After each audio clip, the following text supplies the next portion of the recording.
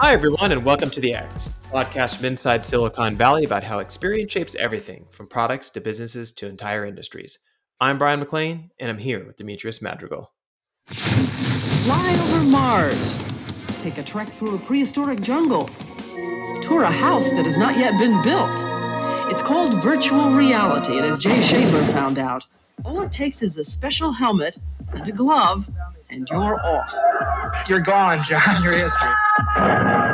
It's a computer-generated world where you see and move and feel. Will real life ever be the same? From ABC News, with anchors Diane Sawyer in New York, Sam Donaldson in Washington, Chief Correspondent Chris Wallace, Judd Rose, Jay Shadler, and Sylvia Chase. This is Prime Time. All right, so today we are going to talk about Apple's reported VR headset and some of the information that recently got leaked. So good morning, Dee. How are you?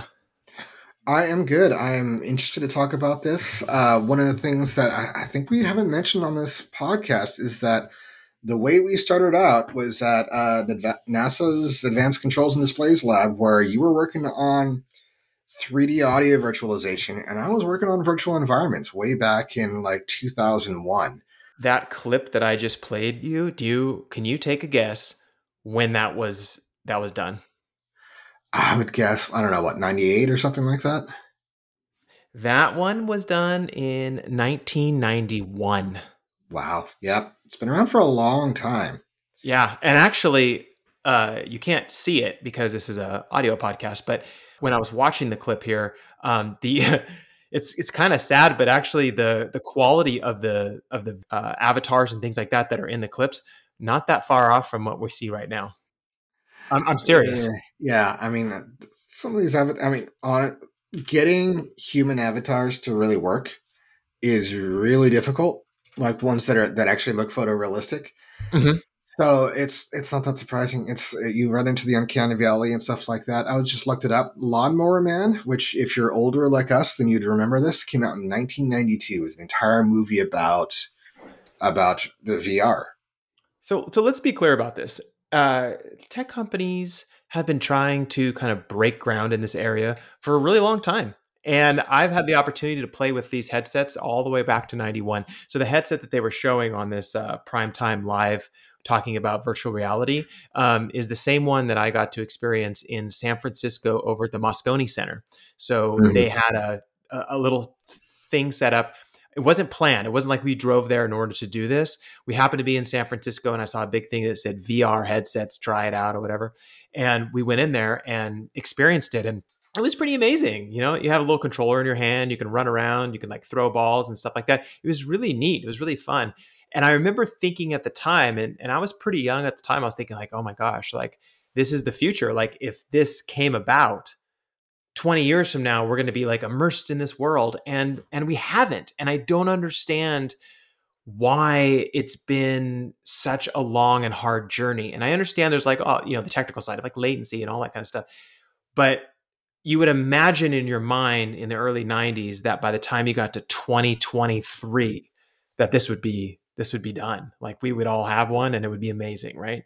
Yeah, I think part of it is that a lot of the tech has not necessarily been focused on this particular use of it. So for displays, for example, what you need for a computer monitor or a TV is going to be very different from what you need for a head-mounted display. Plus, like you mentioned, the latency, like they can get hot, like the power requirements. There's a lot of very specific technology that needs to get developed that you can only do so much piggybacking off of what is being developed for other purposes that are actually making a lot of money. So it does take some of these people just devoting to developing something that's not going to be useful for some other thing that they have. It just needs to be dedicated to VR. And even then, it's going to take some hardware advances that haven't happened yet. Yeah, and you were mentioning, and then I jumped in to talk a little bit about this 1991 broadcast, but you were mentioning that we worked at NASA, and it's true. I worked in the Advanced Controls and Displays lab, focused on is basically virtual audio environments. That's kind of probably the best way to describe it. And you were working in the VR section segment, and this was quite a while ago, and the technology then wasn't bad when it comes to running experiments, but it definitely was really far away from being like a gaming or like live event kind of platform. Hmm. But it seems like we're getting a little bit closer today. Do you feel like we're getting closer to the point where it's going to actually be something that people find fun and useful? I think some people are already kind of finding it fun and useful, and like we're seeing Sony putting out their PlayStation VR, which I think is probably going to be the biggest like use kit or user base. The most people are Mhm. going to be using it because of they already have this PlayStation console that supports it, rather than having to build out a PC. Like pretty much anybody who doesn't have a gaming PC is not going to be able to engage with it unless they Yeah. just go the the console route. I know several people are huge Apple fanatics who had to build out a Windows based gaming PC, even though they're fully immersed in the Mac environment, just so they can engage with this. So that's going to be interesting to see how Apple decides that they're going to turn the corner when a lot of their machines are not capable of running this kind of equipment. Exactly. And so the reason why we're doing this podcast today is because a few days ago, some details leaked about Apple's expected VR headset. We've been hearing about this for about a year now, I think. Um, the leaks are unofficial, so we have no idea if they're true or not, but we thought it'd be really fun to kind of run through them and give our thoughts about each detail since we worked in the space and we're kind of familiar with this category. So we're going to start rattling off some of these details, and we'll have a kind of a conversation about it. But before we actually jump into that, do you recall though, Dee, the first time you ever tried on a VR headset and actually had a, either played a game or did something in that headset? Um, it probably would have had to been sometime in the 90s, I would guess. Well, probably the earliest might have been Virtual Boy. When was that? Virtual So Boy. back Is that the Game Boy that one? was a Nintendo kind of experiment where they had a kind of game console that was wearable on your head. It came out in '95, so that's probably when I tried it. But it used based graphics in order to kind of give you a 3D experience. Hmm. And that was probably the first one that I had. I would have been what, like 15 at the time. Yeah. So that, and probably until we got into kind of the NASA lab, and one of the fun stories there was one of the engineers who worked there while research wasn't being conducted, programmed the system to play Quake, so you can go in there and play Oh, yeah, Quake I on the forgot VR about system. that. And it was everything you would expect from somebody kind of like Frankensteining it together, but it was also kind of cool because it was new and different, and we hadn't really seen that before. Yeah, I completely forgot all about that. That was so cool. Yeah, I mean, Yeah. a lot of fun things happened in those labs, especially after hours. Playing with all the technology. But I also want to kind of remind you of something that happened. I don't know. Let's see, 2000, maybe 14 or 15. I don't know if you remember, but we were invited to the San Francisco 49ers innovation event. Do you remember that? Mhm. And Yeah. and it was mostly for sports innovation. But there was a guy there, I forgot what his name was, but I think he was like the VP of virtual reality for Google. I don't know if you Mm. remember that. But anyway, so he was giving a talk in front of everybody, and one of the things that he said is that he felt like they were only like somewhere between 3 and maybe 4 years away at that time from kind of getting rid of this latency issue and having such high quality graphics and processing that the human eye would not be able to discern the difference between true reality versus virtual reality. I haven't seen that yet. And that was his prediction. And I think that was like 2015. And I am curious why they haven't been able to get there when they felt like they could technically get there, meaning from a Yeah. processing standpoint, from a latency standpoint, from a graphic all of that, right? Well, we haven't been directly involved for a while, so I think a lot of times when you hear, somebody who's working closely with people at Google or somewhere else that are breaking new ground, is that for them to be able to do it in their labs in their development environment is not necessarily the same as being able to produce and distribute a viable consumer product. Yeah. So for them who are working on some, crazy like five graphic card system in order to produce something that works perfectly, that is a little bit different than being able to ship a product that people can buy for a few $100 and have in their home. So we don't know exactly what's possible within technically possible right now when resources are not an issue. So who knows? Maybe they can. Yeah. Well, let's jump in and talk about some of these leaks, these quote unquote leaks of what this system's going to be like, and it sounds like, and nobody really ever knows, but it sounds like that they're going to release this thing in June. Um, so a couple of things here that we had jotted down. So the first one was that there would be two 4K displays. Um, where do you think that came from? Is that necessary in order to gain this type of like pure virtual experience? Well, one of the things that happens, I think, with VR is that if you don't have high enough resolution, you end up with what they call a screen door effect, where everything looks like a grid because you can see the pixels; they're so close to you. Oh yeah. Uh, we know that resolution is really important in order to kind of achieve a kind of flawless experience. I don't know if 4K is enough. I probably have to see it in order to get there. A lot of people, I think, believe that OLED is going to be the way just because it is capable of much higher resolution than Mhm. 4K. But it does sound good. I think the other thing that would be important is just the field of view. So one of the things I found with VR displays, and this might be a little bit different, we're talking about AR and mixed reality, is that if it doesn't wrap around and kind of have a really wide field of view, it's kind of immersion breaking because it feels like you're looking through like these binoculars at a world. Yeah, no, that's true. And I remember the one that I was trying out most recently. I did it. It was funny. I was using the meta version, and I was on like a grass field, and I was standing there, and I was goofing off, and it was kind of uneven, the ground, Mhm. and I almost tripped and bailed a couple of times because you get lost in it. But I remember thinking about it like, oh, I could look all the way to the left and I could look all the way to the right, and I do see an end to this. And I think I've always imagined like pure or perfect VR being something where I don't even see an end to the screen. Like Yeah. I'm so immersed in it that like it feels like no matter where I look or where I turn my head, I'm in that environment. And that didn't feel like it for me. Yeah.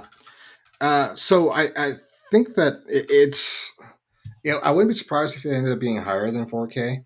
Yeah. I would be surprised if it was lower than 4K.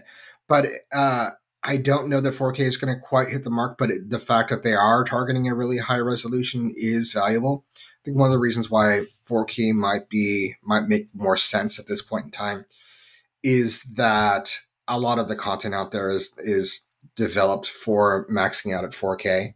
Uh-huh. Uh, One of the things that makes me worry a little bit, though, is that if you try to play a 4K game on a monitor at this point in time, Uh-huh. you're going to get a lot of frame drops, maybe some screen tearing. Like, it's not necessarily the best experience. Like, I think a lot of gamers say that the max you should go for is like a 1440, Hmm. which is a little bit less than half, I would want to say, of a 4K. So I don't know how a lot of kind of immersive environments are going to look on a 4K, especially because moving on to the next bit of hardware is that it's going to be equipped with an M2 processor. Hmm. So an M2 processor is a good processor, especially for a mobile use case, like something that would go into like a MacBook Air or an iPad or something like that. I Yeah. don't know if it's going to be enough in order to drive real 3D VR experiences. It's kind of equivalent to like if it was an NVIDIA, it would be like a GeForce RTX 2050, which is kind of the lowest line of processors from like 2 generations ago. They're on like the 4090s now. So it goes, every generation goes, 20 something, like 2070 to 3070 to 4070, and they're at 4070 now. So it will be interesting to see if that M2 processor, if that leak turns out to be accurate, whether it's enough to really kind of provide a seamless experience without a bunch of like frame drops and slowdown and stuttering and things like that. Knowing Apple and kind of the way that they tend to release things, especially like when I was looking at when the watch was first released and the apps that they chose to go on the watch and stuff like that, because they work in a little bit more of a closed system, I feel like what Mm-hmm. they would probably do in this case is have a lot of experiences that are seamless, meaning like Yeah. everything dialed in or processed in order to work for that first version. Because I mean, this is like, if they do this, this is V1. I mean, remember the first watch, remember the first iPhone, right? Things have come a long Mm-hmm. way. So I feel like they're going to say, okay, here's the experiences you get to have. Our processor processes them in a way that makes it really, really exciting and fun for you. But when you go beyond that or you extend out of that, that's where probably it gets more challenging. Yeah. You know, it's Well, the way it real works. quick before we move on from the processor, it wouldn't surprise me, given that this is Apple, if the M2 processor that they have is highly optimized. Maybe it's customized, something that's a little bit more uses an M2 as a base, but then is uh, like kind of modified to fit this purpose a bit more. So that wouldn't surprise me at all. Oh, absolutely. Yeah. I mean, I feel like in this case, creating a VR headset and one that this is like one of the most anticipated things. And the reason why I say that is because everyone who's tried to make a headset, there's been like massive consumer complaints about something related to it, right? It's like, oh, you have to tether it to your computer. They're like, great. Well, we'll try to break the tether. Oh, now it's heavy. Oh, now there's an extra battery. Oh, they're like, so I feel like no matter what they do, they're going to get some sort of criticism. But what you want to do is you want to focus on the user experience, right? So if there are certain things that are going to be a little uncomfortable potentially, and that could be anything from the weight to the way it plugs in or the type of games you have, but then the things that you do provide within it are optimized, like you said, fully customized processor, customize this in order to give you that experience to make it fun and exciting, then they use that as a tool to kind of get to the next version. Right. Mhm. And that kind of comes to our next one that is here, which is an external battery. This doesn't really sound like Apple. When I saw this one, I was like, I don't know. But then I thought about it and I was like, well, if the external battery kind of clicks onto the headset or you can put it on your waistband or whatever it is, and that's part of V1, that doesn't seem like too crazy, in order to give people a longer lasting experience. You know what I mean? It Like does it's seem a okay. little goofy. Yeah. Right. Yeah. So one of the things is it feels a little goofy. I can understand if they're trying to keep the weight down. That makes a lot of sense. If it's going to be a tethered experience anyway, like it needs to be plugged into to another computer, which would I be doubt. interesting if they had, for example, if you're plugged into your M1 MacBook or something, and then that is handling a lot of the CPU processing, the M2 that's built in the machine is specifically just operating as a graphics card, that could Mhm. change things quite a bit. The other thing I heard is that the external battery, which it becomes a point where like I don't want to necessarily wear this if I'm out in the world, in a AR or mixed reality use case. Uh-huh. If I have this kind of goofy tether that's going on to a battery that's on my belt, Oh, for sure. but the other thing was that, like, from what I understand, it had a 2 hour battery life, which for some of the use cases, I would imagine wouldn't cut it. Like, you wouldn't be able to watch like a 3 hour movie in VR, or to watch like a 3 hour football game or something like that. So uh, it, it it's that leak. I'm like, I don't know if that necessarily makes sense. The external, possibly, but I don't know about the 2 hour battery life. That sounds like something that wouldn't be ready for release yet. Yeah, it's funny. It actually reminds me of electric cars, right? There's a Mhm. range issue, right? So just like you said, oh, I'm watching this basketball game. The basketball game goes on for 3.5 hours, and my headset cuts out after an hour and 45. It needs to be charged, right? That's Yeah. not going to work, right? You have to get that smoothed out, right? Because that's the experience people are trying to have. So it wouldn't shock me if it's like, oh, it'll run for an hour and 40 minutes and then you take your external battery and plug it in if you need to keep going. Right. Yeah. I mean, if it could run while plugged into the wall or something like that indefinitely, or even get you to 3 or 4 hours so you can get through some of these use cases, then I think that is that's kind of a threshold to get to. I think so. I think so. And I've never been against external batteries as a concept, only because I use them for my phone. I use them for my laptop sometimes, so I could sit outside and that kind of stuff. It's just when you think about Apple and you think about how they try to make everything very seamless and easy, and then they innovate, right? They're like, oh, I'm gonna create the battery. We're gonna create a battery that is thinner and smaller. And they do a lot of that kind of stuff. It doesn't really sound like them, but as a V1 for a product that is really challenging to do, it wouldn't be like a no-go for me just because it has an external battery. Let's put it that way. Yeah, I just think that for a VR experience, I think is 100% fine. Yeah. If you're talking about AR and mixed reality capabilities, then it is kind of like it's kind of, I'm not sure, because those are usually revolve around less being tethered to a computer and less being in the home and more being out in the world. Yeah, I mean, this whole AR, VR, mixed reality, like conversation all the time kind of drives me crazy a little bit, because these are all different user experiences. And I don't imagine combining all of them into one product, right? Like right now, like when you say like, well, you don't have this full VR experience. Well, when you're doing a full VR experience and you're piping in these like hardcore games and things like that, I don't imagine in my mind that the VR headset suddenly is something that I unplug and just walk out into the world and go experience the world with augmented reality. Yeah, maybe down the line at some point, but like right now where things are, I see them as different products. So do you see it that way, or are you assuming that someone's going to try to like combine all this together and just have it as one seamless experience? Well, so here's the challenge in doing something like that is that, and we've seen things like this, but in order for it to be AR or mixed reality, that means the display has to be see-through. So Yeah. there has to be a setting in which you can actually see through the display to the actual world, so that content can be overlaid on that. That's been done before, and it's been done reasonably well. I don't think it's ever been done to the point where, at least not that I have seen, to the point where it's like, okay, this is a great finished product, and everybody can have a great experience with it. It's a little bit more like in the lab kind of stuff.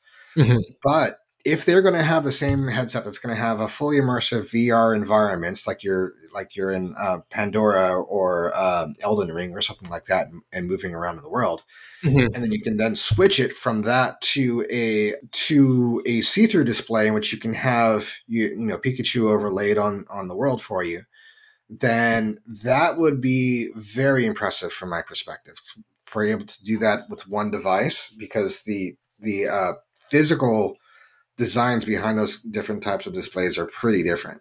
Yeah. I got to tell you though, like I really don't want to bring my tech into the world as heavily as I already do.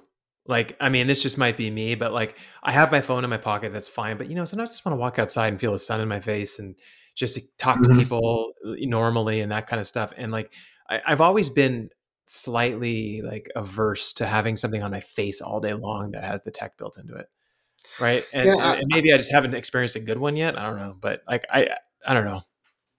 well, I'm someone who wears glasses a lot. So if I'm outside in the sun, I'll put in my contacts and be wearing like sunglasses. But I'm always have some kind of technology on my face, even if it's like legacy glasses that have gone back hundreds of years. So I'm Yeah. kind of used to that. And if it can meet that kind of, this is very, very high bar. I don't expect this, but if it could meet that kind of form factor, which just like wearing a pair of sunglasses or a pair of eyeglasses, but in certain situations, it can have an AR experience to kind of smooth some things out. I think that there are some really interesting use cases out there. Obviously, that would be hugely technically challenging. And as we found out with Google Glass, if you don't get it right and make it look like something that people would want to wear, even if it was completely turned off, Mhm. then you end up in kind of this ridicule zone. Absolutely, yeah. I actually tried a AR pair of glasses that are connected to sunglasses that you wear when you ride bicycles, and they're supposed to give you like turn by turn directions. This was a little while ago. Mhm. And one of the things I noticed is that like you're riding your bicycle, you know this because you ride bikes, but like as you're riding your bicycle, suddenly you're changing your attention to the foreground, to look at the direction you need to go, and you're basically slightly taking your attention off of what actually is happening on the road, which is a Yeah. little bit dangerous. I didn't like it. I I would rather. I think I would rather just kind of know where I'm going, or I'd rather have it audible, like Yeah. Brian, make a left on the next street. Well, I think that comes down, personally, in my opinion, I think that comes down to implementation because I've seen some like goggles they have for skiers where you can have a heads up display that will tell you like how fast you're going, what your heart rate is, what the temperature is outside, those kinds of things through like, snowboard goggles and stuff. Yeah, Um, but a lot of times those are just like, brings up the Terminator display where it has all these numbers on the side of the screen. yeah, I think there's another way to do it, and I think it's a little bit more like the mixed reality experience, where it actually overlays these things on the environment in such a way that it feels much more natural, and it's not just like right up on your face. And I've seen this for like just like technology demonstrators, where it's actually like navigation of like a follow a yellow brick road kind of experience, where it has like dotted lines in front of you where you should be going in order to get to your destination. yeah. I was just gonna say, but the experience that you're talking there is one where your kind of assumption is there's not a lot of distractions that can kill you, like cars and things like that. I think the snowboard one is a really cool one, right? It's like not as many people maybe on the mountain. You're kind of cruising around. You could look at your data. The one when I was trying to do it on the streets with a road bike, I felt like it was a Mhm. little too dangerous. But that's okay. I mean, I got to say that Well, I use the earbuds. You know what I mean, when I'm out walking and jogging. And one of the mhm. things that's really good is reading my text messages, to me, telling me that I'll be home in 30 minutes and 20 seconds. Like little things like that actually have been quite helpful.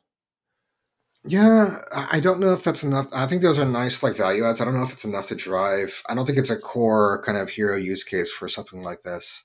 If they were to get to that mixed reality kind of like what we're talking about, like if you're on your bike, if you can overlay it on the world, and you can have awareness of what's going on so that it doesn't get in the way and it just enhances your awareness and kind of disappears into it, because that's how it should feel, right? That's what the experience should be.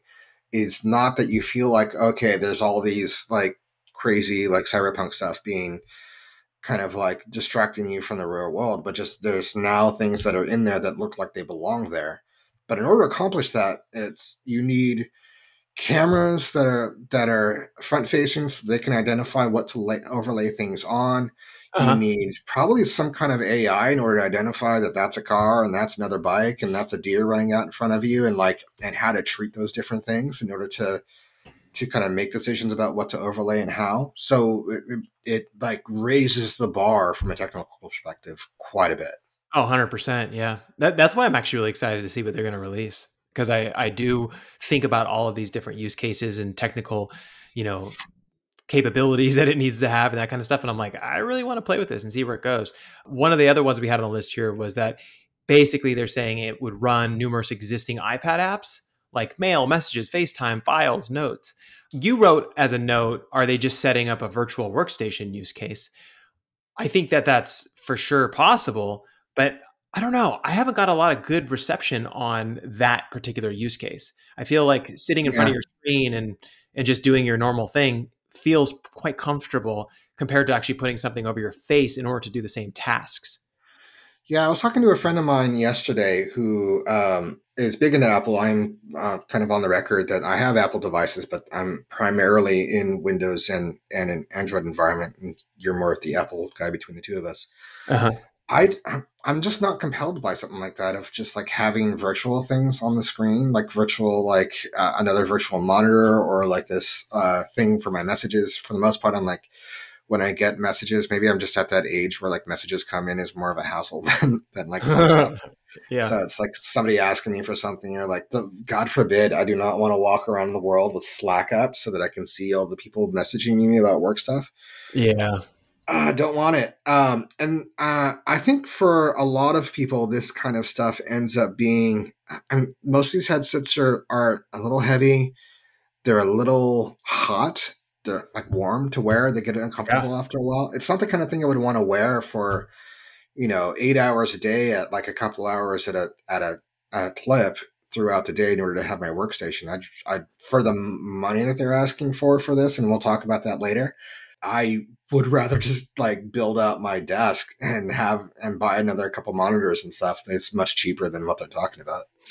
Yeah, and you have to be able to, which I know that they mentioned on here as well, being able to run third-party apps on there. But is this something where like those third-party apps are going to need to have quite a bit of, I don't know, additional modifications and things done in order to meet the quality demands that Apple has, right? That's the thing, right? Is like Apple's really good about saying, nope, that doesn't meet the quality. We want to keep a UX really, really smooth on this. Go back and fix it, make it look like this or make it run like this. Are they already getting those people on board now? I mean, I would assume so, right? Reaching out to them privately and getting them to build on this particular platform if they're potentially releasing it in June or at least announcing it in June. I don't know. They're kind of famous for not doing that. What I in the past, from what I understand, I feel like a lot of times if they want that to be a core part of their experience, Uh-huh. then a lot of time for anything that they want to have as a core part of their experience, they will have it as something that they build internally, and Uh-huh. then at some point after release, typically this is what they've done before. They'll release an SDK and then somebody else can develop for it. It sounds Uh-huh. like what they're doing is like, oh, we have this engine, maybe it's AI enabled that will take your existing apps and kind of do a quick modification and put it up, and then over time you can start developing for it. That's kind of what they did for iPad when it first came out, I Uh-huh. believe. But anybody else, I think they would say, okay, well, here's an SDK months ahead of time, but they are a little like tight-lipped about anybody getting that kind of data. They're very paranoid about leaks getting out, which I've always felt was kind of silly. Um, but who knows? I don't know. I think that in order to get people, it's always very uh, chicken or the egg with this kind of stuff. I think a lot of companies will say if we're going to devote resources in order to developing for this, we need to know that it has an install base and successful first. Yeah, yeah. That's But a good point. maybe with the Apple Cache, they're willing to do it before that. Well, I think Apple can probably predict well, at a decent rate, like the number of people that will buy this, right? Because I mean, I Mm-hmm. think they did the same thing when they released the watch and stuff like that. They obviously didn't expect it to be like as massive as like the iPhone, but they kind of had an idea, and they said they were pretty spot on looking back on like the number of people that were early adopters versus the laggards and things like that. And Mm-hmm. I feel like they probably have an idea of how many are going to get involved in this, and I think that they probably have a couple categories like gaming, live entertainment, things like that, where they're going to kind of push those experiences first. And you said that the rumor is that they have top tier games. Does that mean like the triple A rated games? Is that what top tier means? I highly doubt it. That's when I think of top tier games. I think of Elden Ring and God of War. I can't see that. Gaming has never been Apple's focus. I imagine for them, top tier is like Candy Crush and stuff. Maybe Genshin Impact, which is like a lot of these mobile games that are out there. Like Genshin Oh, the Impact could mobile actually games, you be, mean? Yeah. yeah. And I could see that. I I just I don't see a lot of like because they're talking about the games that are currently on their Apple devices because I mean it's if you're a gamer you're probably not going to be doing a lot of your gaming on an Apple device. They will get Yeah. some things if they're very successful. Like I'm sure you'll be able to play like Civilization on your Mac, and Minecraft, but you're not. I don't think anybody's playing like these kind of 3D open world games like that on a Mac or an iPhone. Hmm. So I read that and I kind of chuckled a little bit because I'm like, well, it seems like marketing speech as far as like top tier. Do you mean like from a revenue perspective? Because the Candy Crush makes a lot of games, or you're playing Wordle on your iPhone or something. Yeah. I don't know. I felt this way for the third party apps that they mentioned it. So I don't know how much VR or AR adds to those types of gaming experiences. It makes a lot of sense for a game like Resident Evil. I don't know if it makes sense for those kinds of games, which are not really immersive. Yeah, no, that's a good point. The one category though that I think everyone is trying to go after when it comes to VR, which is interesting because when I have a VR headset on my face, this is the last thing I want to do, which is fitness experiences. Hmm. Um, so they have okay. Here's a couple things. So you have this option, right? You can go and get a trainer and work with that Hmm. trainer, right? You could go to a group class and work with go to a group class. You can work out by yourself. You can watch it on television and try to do exercises in your home. You could use the virtual mirrors, which were really popular for quite a while, where they actually have Yeah. like a trainer show you stuff. Or you can pop on a VR headset and have a personal trainer through that. I'm not against the experience of doing that, but I have tried this with a VR headset and it's Yeah. sweaty and hard and it's like weird because your body's trying to move and it changes your balance. Hmm. So it's an interesting category that I know that is rumored that they're getting into. And maybe there's a cool way to do it and we're just not aware of it. I'm all open to it. But I saw this and I was like, ugh, I don't want something over my face while I'm trying to work out. Yeah. I think if you anybody who's played Beat Saber will Yes, recognize. I'm like, yes. all right. After 20 minutes of Beat Saber, I'm like, all right, I'm sweating. I feel uncomfortable. I just ruined my hair. Like everybody's looking at me, and I'm like, I feel like I'm a sweaty mess. Yep. And maybe I knocked over somebody's potted plant or something while I was swinging my sabers around. And I think that is one of the things you run into with this is that I'm like, it sounds really cool, but like, it, once you put the thing on, then it starts to feel weird. Now, it can maybe they can figure something out so it's really breathable and it feels like you're just wearing a pair of sunglasses or like something like that. But if they were able to work this out so that it's mixed reality instead of like an immersive VR, then that could help quite a bit. I Yeah. still don't know how much it would do for you. It's like, I imagine in my head like playing like virtual tennis with somebody, right? Where like, okay, we got an open space, and now they overlay it so it looks like a tennis court. Now you got a virtual ball going back and forth, and you're hitting the ball, and it's reacting realistically. But from that, it's from all the steps that you need to get to in order to get to that it would work. Finding an open space, like, and getting all the technology to work. It's probably just as easy to like buy a tennis racket and go down to your local park that has a tennis court anyway. Agreed. I think if you wanted to get a good idea of what this might look like, you would go back to the Nintendo Wii Yeah. because I felt like the games that they have for the Nintendo Wii of like bowling and tennis and running and all these different things, and they started creating exercise around this category. They actually did okay. There was actually Hmm. quite a bit of positive experiences around that. Now you didn't have something on your face, but you were like playing the sport virtually and getting exercise and stuff. I don't know how well it lasted over time.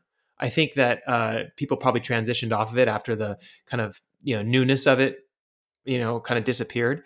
But at least with virtual, one thing I would say is that you can constantly refresh it. You're like, oh, today you're going to go for this jog, or now you're going to hang out with Michael Phelps and he's going to teach you, strokes and stuff, and you can practice moving your arms or something. I don't know what that would be, but I I would try it. I would try it for Yeah. sure. I just know that having something over my face has always been uncomfortable when it comes to working out. Well, I think you bring up something that's pretty critical. Is if they're going to get into this space, they're competing with Mario. They're Yeah, competing they with are. Mario Tennis and Mario Bowling and all those things, and they just own this so well. So who knows? Maybe it'll work out. But I don't imagine that that's going to be like a key use case for them. It's going if it is there, if and it's done really well, and it's a nice value add. Yeah, exactly. So this next one, D, I actually am really excited about. This one I like. So this Yes. is the sports viewing experience, and I am not a big sports guy, as you know. I mean, I watch like the key games and stuff here and there, and I have fun with it. My dad really likes watching the 49ers. But my big thing is surfing. I love watching surfing now. Like I didn't when I was younger as much. I like to surf, but not watch it as much. And now I really like to watch it. So there's this one key experience I've never had that I've always wanted. And the first thing I thought of is, oh my God, I can get this now. If Hmm. you go to Hawaii, Oahu, as you're aware, and you go out to the North Shore during the pipeline contest, where Hmm. you stand on the sand is so close to where those 5, 10, 20, sometimes 30-foot waves break. You can actually stand and watch a surfer drop into a tube, pull through and pop out the other side. And then the surfer will literally get out of the water and walk right by you. And you could say hello to them or whatever it is. it is one of the coolest arenas in the world for watching surfing. And Oh so yeah. my first thought is I put this on and here I am standing on the sand in Oahu watching the surf contest live, and how fun that would be to do that. Or I've never ever got to sit courtside at a Warriors game or anything like that and watch like Hmm. a basketball game live. And that's such a like prestigious experience. I think that would be really Yeah. fun. And so putting it on and suddenly I'm sitting courtside, I'm looking left, I'm looking right, and I'm watching the game live. If they could pull that off and it's actually like seamless, meaning I don't get sick because of the lag, I would Hmm. do that. I would pay $20 a ticket or whatever it is to go and do these experiences. So that one I'm excited about. Yeah, I agree 100%. For me, this is the number one VR experience that we don't really have yet. And I think if they do this, I'm going to have to think about things quite a bit, because it is the thing that hasn't really been done yet. And if you could do, I'll do you one better about being on the beach at Pipeline, because that is a beautiful place and it is unbelievable how close you are to the surfers. But imagine that you could put this on a drone or on a jet ski and then park it at Jaws or park it at Chapu or park it out Oh, at Mavericks. Like if you go to Mavericks now, you're like sitting on the beach and you better have a telescope because they're like a mile out or something, super aren't they? far out. Yeah, yeah.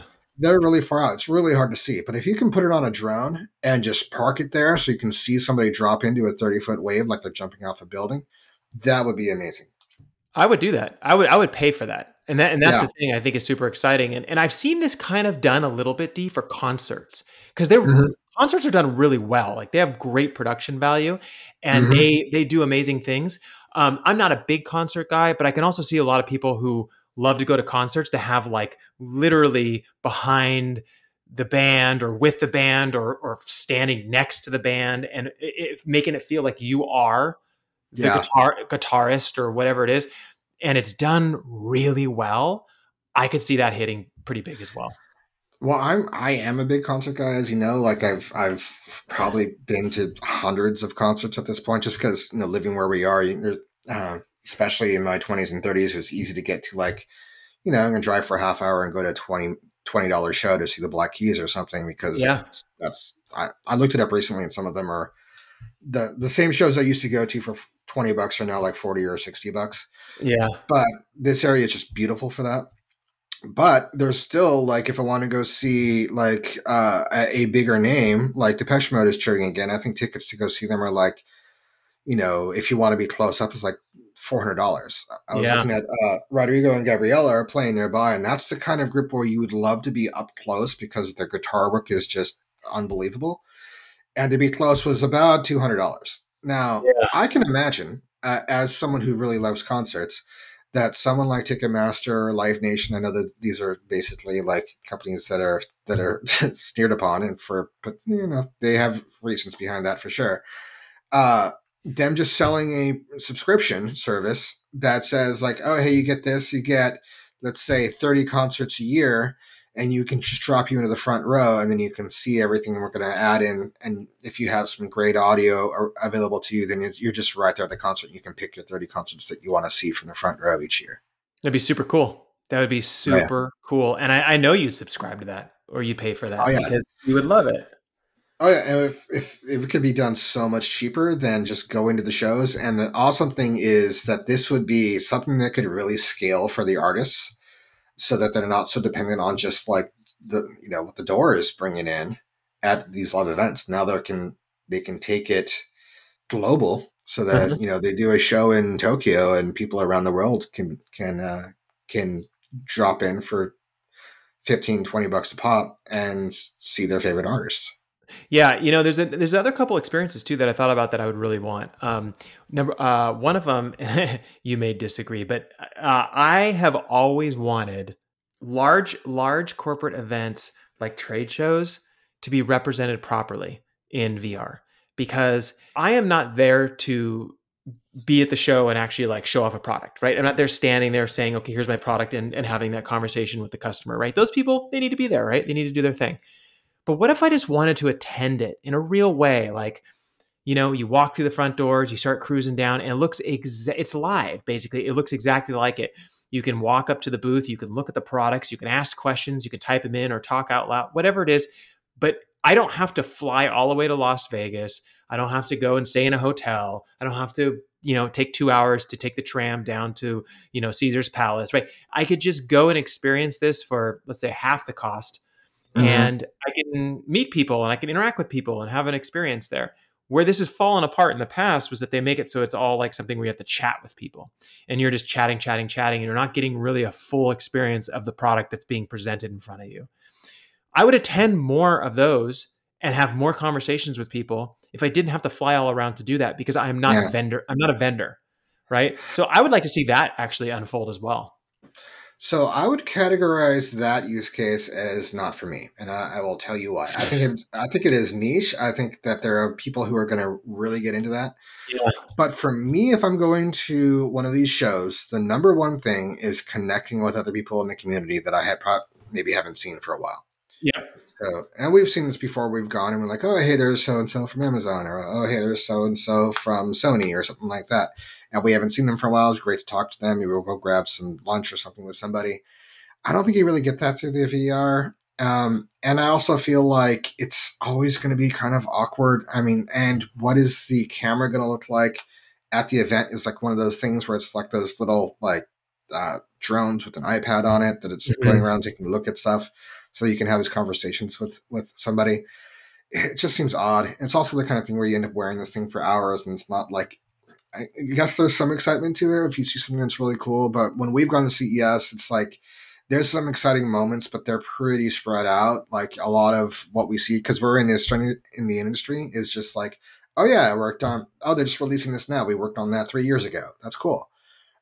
It's not. It's very rarely stuff that is blowing my hair back, and we usually get like a handful of those at each show that we go to for CES, for example. But I don't know if I'm willing to wear a headset for hours in order to get those. Well, I think with the CES one, like it was always combined for us, right? Part of it was business development because we get to see clients and talk to them, and usually projects come out of it, right? Where we're like, hey, let's work together again. And then the other half is just looking at stuff, right? There's plenty of these niche shows where I look at it and I go, I would never fly to that, but I am curious to see what people are presenting, right? And what kind of stuff they have there. And maybe it's even related to stuff like sports that I'm interested in. I'm not going to fly to go to a sports event, but I kind of want to see the stuff that they have. I don't know how they would implement it, but it'd be really neat to have a semi-real experience and being able to connect with people a little bit. You know what I mean? Even though it's not maybe driven by like, oh, we need sales for the business or something like that, but it's more driven around the fact that I want to be present, but I can't be physically present. I think it's an interesting option. And I think that for some people would definitely want to use this quite a bit. I'm not sure if I would prefer that or just having a feed on my computer for because for me, it's that kind of thing would tend to be a little bit more of a passive experience rather than an immersive experience. I think that's kind of the dividing line for me when it comes to whether or not to VR or not.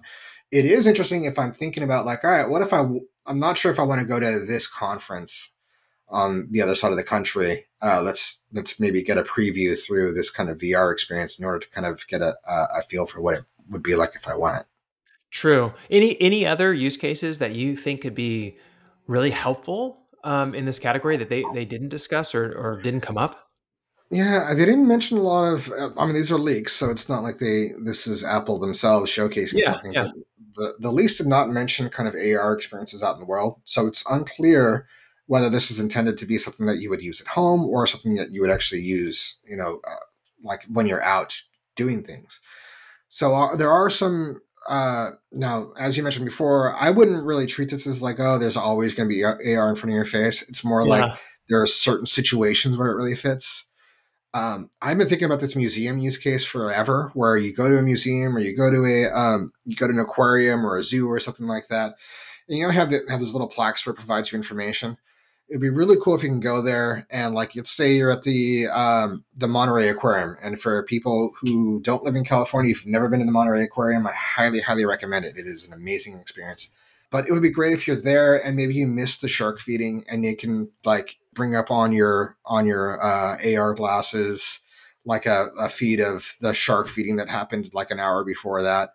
Mm-hmm. Or you can bring up more information about like this species of sea urchin or something if you're interested. That's one thing.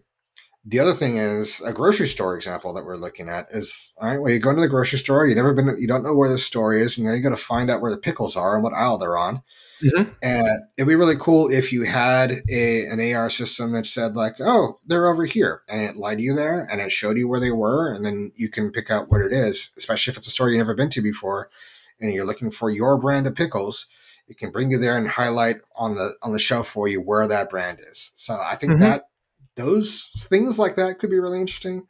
I don't know if that's part of the intended use case for the intended use, I should say, for this device, but it'd be really interesting to know. Yeah. No, those are good ones as well, right? There's probably a lot that we can't even think of that will come up over time where we're like, oh, that was really good. Maybe it's education, right? Like training people how Yeah, to do things, right? yeah, I remember when we were both taking martial arts together and we were trying to learn a lot of the different kind of like striking moves, this move, that, like all the different things, right? There's like thousands of them, right? That's an interesting use case where you're like, oh, you're practicing at home and you're like, oh no, that's not right. Right? Like the arm is supposed to yeah. be a little to the left or a little to the right. It could be helpful in training and that kind of stuff. But so one of Hmm. the last things that I think we should talk about before we wrap is the the price. So this is all fake, right? Because like we don't really know what the price is, but people are predicting that something like this would cost around $3,000. How do you feel about that cost? I mean, that's a lot of money. That's to me, that sounds prohibitive, right? Like I would Yeah. imagine, like you get into like $1,000 range, maybe that's probably the max, and at that point, you're probably getting mostly the hardcore. But at 3 core, you're getting 3K, you're getting the hardcore of the hardcore, and only people who have money who are very deeply invested into the Apple environment, like I don't know, like the Wazos of the world, right? It doesn't seem. Who knows? Apple's been known to release things for prices that I think is kind of out of hand to begin with. Mhm. Um, but I would think if they want to try to get this out to the world, they'd probably look for something lower than 3K. I would think it'd be somewhere around what the first iPad cost to buy it. Like, when you're talking around like a 699, I think it was, or maybe it's 599. I'm thinking around there. I can understand if it's much more expensive if this is like the first one and the next one ends up being like 30% cheaper or something like that. But 3,000 is a lot. I mean, you Yeah, might as well buy a brand new machine for that. You know what I mean? So yeah, I'd be surprised if they went that high, honestly. Like maybe yeah. 14.99 or something. I don't know. It doesn't sound right. I mean, if it is a better version of an Oculus or something like that, then I would Uh, expect it to be around like 600 or something like that. If it is introducing new use cases and new experiences that other devices can't do, I could see it getting to 1K, 1200, maybe 1500. yeah. But that is still kind of a far cry from 3K because I don't think it's going to be doing anything that is like life saving and like absolutely necessary. It's more of these are more wants than needs. Yeah. One of That the things that we didn't talk about, and we could talk about it on another podcast because I know that we need to wrap, but like I see huge opportunity for medical. I watched a couple of videos where people were using research labs were using VR in order to test people for glaucoma, to do their standard eye tests from home. There are all kinds of different things that they were testing out, and they said they were able to get extremely accurate results from the eye exams on a VR headset compared to having to go to the office and actually like walk around and use all the different machines they use to test your eyes.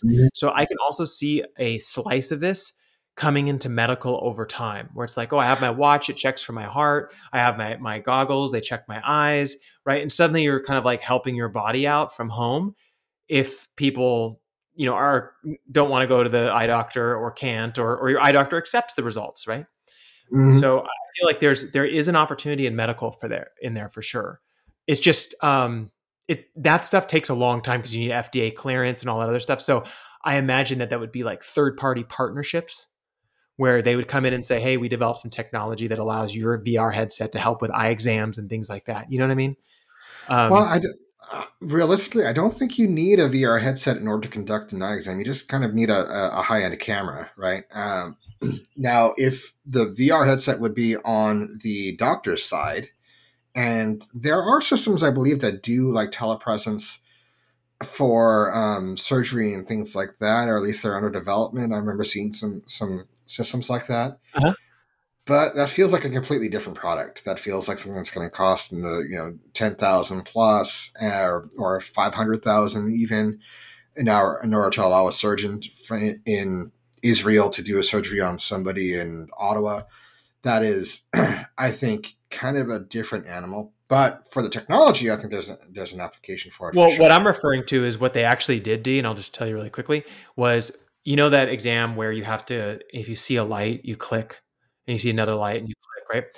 They basically ran these people through a series of tests, and when they were done, that all that testing was done. So they were like, imagine you do this at home first, then you go and then you get your physical exam. So you don't have to spend all that time on those machines. They can have many more patients come in on a regular basis where they're doing the physical portion only, but you've already submitted basically all the other stuff. And you can do it more frequently as well.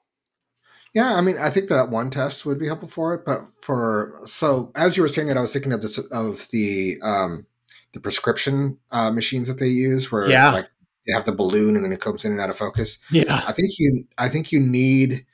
I'm not sure what those machines require, but I think it needs a camera on the eyeball in order for those to work. So I don't know if they're going to build that into the device. Well, that would be interesting, right? If there's actually cameras inside the actual VR headset that is examining your eyes and where they go and does eye tracking and all those other things. I mean, I think it's Mhm. endless when it comes to versions of it, right? So as you kind of Yeah, evolve, right? I could see that fitting into other use cases, especially if you're doing mixed reality. If you're doing eye tracking and seeing what people are looking at, then you can get, I mean, you can do mixed reality without that. But if you did have that, you could get data about what people are looking at, what they're interested in, True. or like you could time things up. So if there's like a jack in the box and when they look at the jack in the box, it opens up or something like that. It opens up other things that you could do with it. But there's a lot, there's more cost, there's potentially more weight that could make it more difficult if they're trying to get to this like see-through display. It's possible. But again, well, I don't know. We're still at the point of speculation. It'll be very Yeah, interesting to absolutely. see where this goes. It's almost the 1st of May as this episode drops, and I think that they said they were potentially going to discuss it, release it, present it, whatever it is, in June. So we'll do a follow up after they do that, and we'll see how close we were on our predictions. So I think this is a wrap for today, D. That was fun. Thank you, everyone, so much for taking the time to listen to us. We really appreciate it.